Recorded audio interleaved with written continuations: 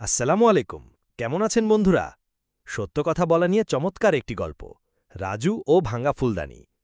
রাজু ছিল খুব হাসিখুশি আর দুষ্টুমিষ্টি একটি ছেলে। তার মায়ের একটি শখের জিনিস ছিল, একটি নীল রঙের কাচের ফুলদানি। ফুলদানিটা রাজুর দিদা তার মাকে উপহার দিয়েছিলেন, তাই ওটা মায়ের খুব প্রিয় ছিল। মা সব সময় বলতেন, রাজু, সাবধানে থাকিস, এটা যেন না ভাঙে।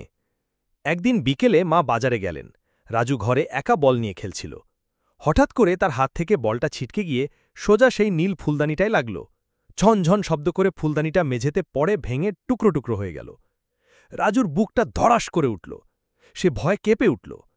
সে ভাবল, মা বাড়ি ফিরে এটা দেখলে কি ভীষণ রাগ করবেন। ভয়ে ভয়ে সে ভাঙা কাচের টুকরোগুলো এক জায়গায় জড়ো করে খাটের নিচে লুকিয়ে রাখল।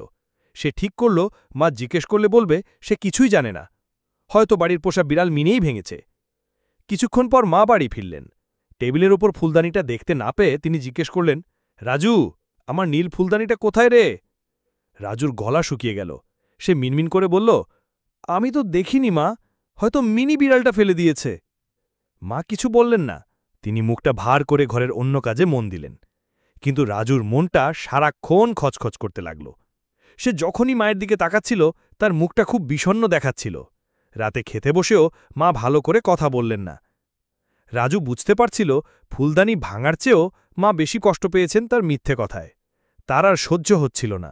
মিথ্যে কথার বোঝাটা তার কাছে খুব ভারী মনে হতে লাগল। রাতে ঘুমাতে যাবার আগে রাজু মায়ের কাছে গেল। তার চোখ দিয়ে টপ টপ করে জল পড়ছিল। সে মায়ের হাত ধরে বলল, মা, আমি মিথ্যে বলেছি। মিনি বিড়ালটা ফুলদানি ভাঙেনি, আমার বল লেগেই ওটা ভেঙে গেছে। আমি তোমার বকা খাওয়ার ভয়ে মিথ্যে বলেছিলাম, আমাকে ক্ষমা করে দাও। ছেলের চোখে জল আর মুখে সত্য কথা শুনে মায়ের সব রাগ জল হয়ে গেল। তিনি রাজুকে বুকে জড়িয়ে ধরলেন। তারপর বললেন, জিনিসপত্র ভেঙে গেলে আবার কেনা যায় বাবা, কিন্তু বিশ্বাস একবার ভেঙে গেলে সেটা জোড়া লাগানো খুব কঠিন।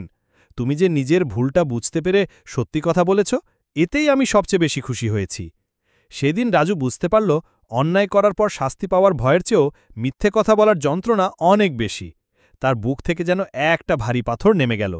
সে মনে মনে প্রতিজ্ঞা করল, জীবনে যাই ঘটুক না কেন সে আর কখনো মিথ্যে কথা বলবে না।